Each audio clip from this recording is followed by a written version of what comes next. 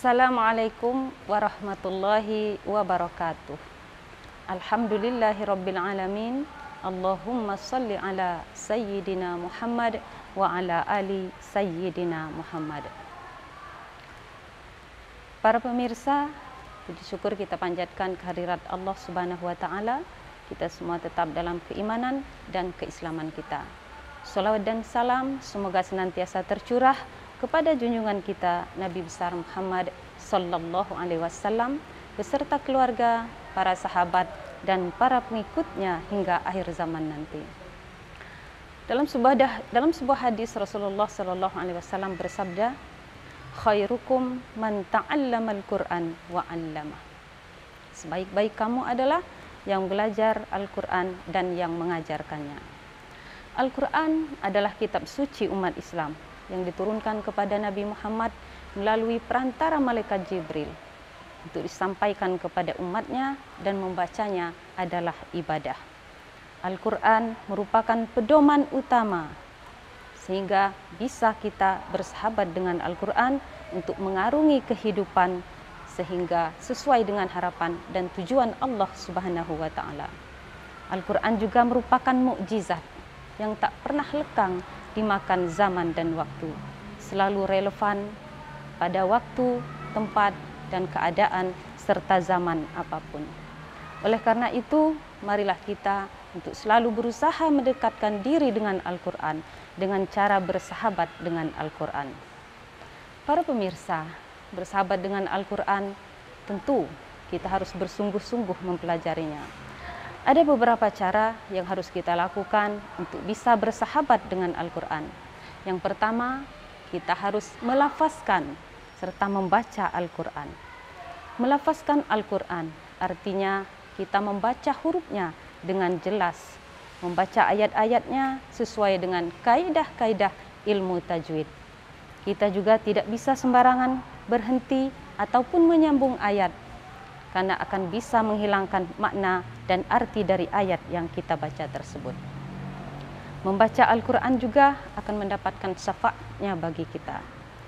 Yang kedua, para pemirsa, agar kita bisa bersahabat dengan Al-Quran adalah kita menghafalkannya. Di antara kitab-kitab suci samawi lainnya, maka Al-Quranlah yang paling mudah untuk dipelajari dan paling mudah untuk dihafalkan. Hal ini sebagaimana yang telah disebutkan oleh Allah Subhanahu wa taala di dalam Al-Qur'an surah Al-Qamar ayat 17. Walaqad yassarnal Qur'ana lizikri fahal mim mudakkir.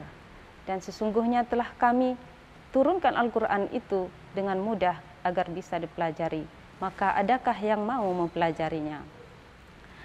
Selanjutnya para pemirsa, selain dihafalkan, Al-Qur'an juga harus ditadaburi. Kita membaca Al-Quran tidaklah sekedar membaca. Membaca huruf-hurufnya, ayat-ayatnya tentu mendapatkan pahala yang sangat banyak. Namun dengan mentadaburinya, kita juga akan paham apa yang kita baca.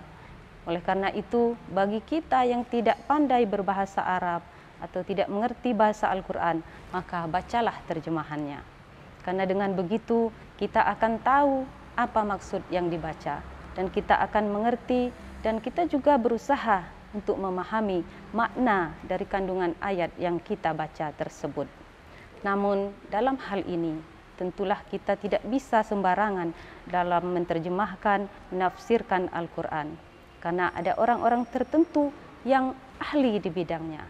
Oleh karena itu, jika kita mempelajari Al-Quran, maka kita harus berguru dengan orang yang memang ahlinya. Para pemirsa, selanjutnya yang harus kita lakukan agar kita bisa bersahabat dengan Al-Quran adalah mengamalkannya.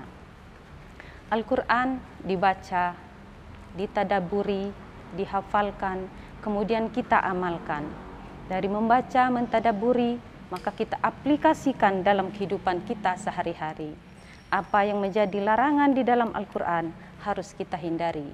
Sebaliknya, apa yang menjadi petunjuk, bahkan perintah dari Al-Quran harus kita laksanakan. Para pemirsa, saya mengajak marilah kita untuk selalu membaca Al-Quran. Kita sediakan waktu setiap hari agar kita bisa membaca Al-Quran. Jangan sampai menunggu kita sempat, karena membaca Al-Quran adalah kewajiban bagi kita semua.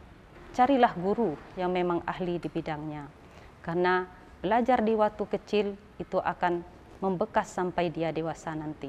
Saya menghimbau agar kita semua mengajak anak-anak kita untuk senantiasa mempelajari Al-Quran. Kita ajarkan dari kecil anak-anak kita membaca Al-Quran dengan cara memasukkannya di TPA-TPA, TPQ-TPQ atau pondok-pondok pesantren. Tugas kita sebagai orang dewasa adalah mendidik mereka. Namun jika kita tidak mampu untuk mendidik mereka, ada orang lain yang siap untuk mendidik mereka. Jangan sampai anak-anak kita menjadi generasi yang buta akan Al-Quran. Saya sekali lagi mengajak, mari kita sama-sama menciptakan generasi yang mencintai Al-Quran, agar Al-Quran juga mencintai kita. Karena sebagaimana yang disabdakan Rasulullah, nanti di hari kiamat Al-Quran akan datang kepada kita untuk memberikan syafaatnya beserta para sahabatnya. Jangan sampai kita tidak bersahabat dengan Al-Quran sehingga kita tidak mendapat syafaat dari Al-Quran itu sendiri. Para pemirsa, demikianlah yang bisa saya sampaikan. Mudah-mudahan bermanfaat. Terima kasih. Wassalamualaikum warahmatullahi wabarakatuh.